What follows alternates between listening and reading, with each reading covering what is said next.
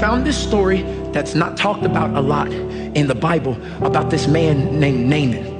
Naaman was successful by all world standards. He was a commander. He was killing people. He had money. He was statused up.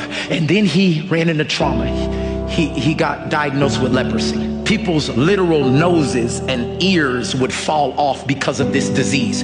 Back in this day, if you had leprosy, people could not be around you at all because it was so contagious. So this man goes from having a lot of success to now being in this very traumatic situation. What ends up happening is he uses his connections and he says, ain't there somebody that can heal me? And they heard that there were some people who could heal in Israel. So his boy writes a letter to the king of Israel and says, hey, I have a friend named Naaman. Can you heal him of leprosy? The king is like, what the heck? And he gets so anxious and like weirded out that he rips his clothes off. He's standing there in his kingdom in the nude, like, how in the world am I supposed to heal this man? And Elijah, the prophet, hears about it. And he says, king, put your clothes back on. Bring the man to me. I'll prove to him that there's a God in Israel. So this is where we pick up the story in 2 Kings chapter 5, verse 8. When Elijah, the man of God, heard that the king of Israel had torn his robes, he sent this message. Why have you torn your robes? Have the man come to me, and he will know that there's a prophet in Israel. So Naaman went with his horses and chariots and stopped at the door of Elijah's house. Elijah sent a message to say to him, go, wash yourself 7 times in the Jordan, and your flesh will be restored and you will be cleansed. Look at his response. But Naaman went away angry. He didn't even want to try it because I thought that he would surely come out to me and stand and call on the name of the Lord his God, wave his hand, and I thought he would stand and call on the name of his God, wave his hand over the spot and cure my leprosy. He's gonna say, go to the Jordan, that's nasty water.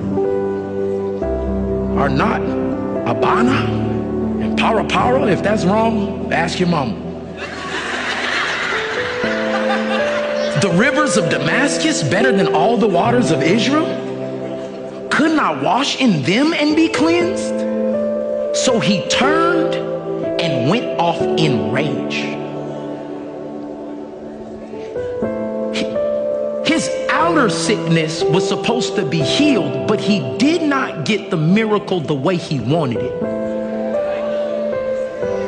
So he turned around and now had an outer sickness and an inner sickness. Nobody even came at him. It was because of his own thoughts. He said, I thought. And let's not act like he's like alone, because a lot of our disappointment in Christ comes because our thoughts don't line up with his. I thought I'd be married by now. Look at me. I thought they would recognize my gifting. I thought I'd be a millionaire. I thought my family would have said sorry by now. I thought. And it's your own thoughts that come against the simplicity of how God may want to heal you. But thank God for the people that were around Naaman. Naaman's servants went to him and said, all right, boss, we came all this way. If the prophet had told you to do some great thing, would you have not done it? How much more than when he tells you to try something simple? He literally said, wash and be cleansed. So Naaman was like, all right. So he went down and dipped himself in the Jordan 7 times. And his flesh was restored and became clean like that of a young baby boy. If you just obey.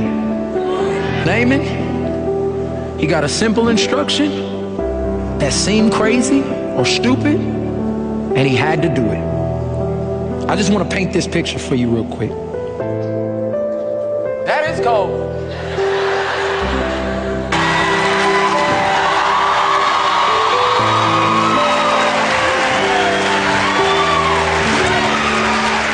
That felt like enough to me.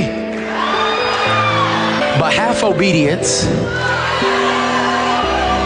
is disobedience.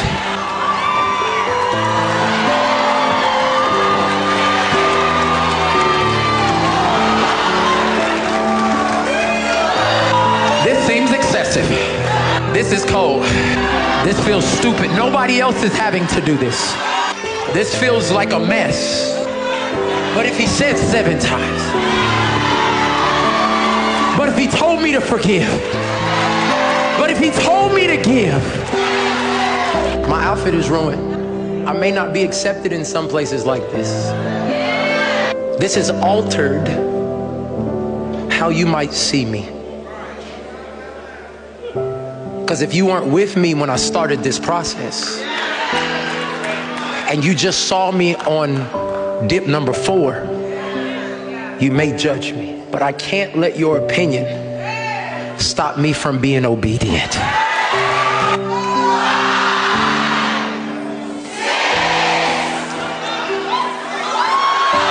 One more and I'm healed. One more and my family is delivered. One more and I'm the lender and not the borrower. Come on, I need y'all to hear what I'm saying. One more obedience step in crazy faith. I've done it over and over and over again. But if I do it one more time. Pastor Mike, what are you saying to us? Don't quit on 6. Some of y'all like, just do it. But that's what God's been asking you to do for years. Don't quit on 6. Naaman didn't know if the miracle was going to happen on 1 or 7. But he knew he was given an instruction. Quitting on 6 is a trick. It's the lie that the enemy wants you. It's not going to work. When you give this time, it's going to be the same thing that happened last time. When you try to serve again, when you ask for forgiveness, when you show up, when you show yourself, they're going to do you like the other. Don't quit on 6.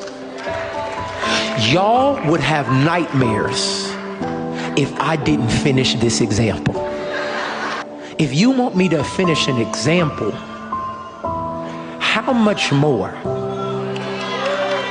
does God want you to actually obey him to the point where your crazy faith creates a crazy miracle? Let's do this thing right now.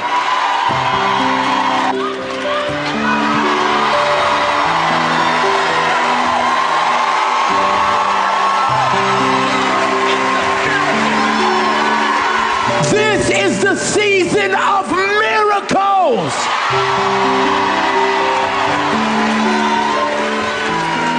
But the miracle only happens with simple obedience.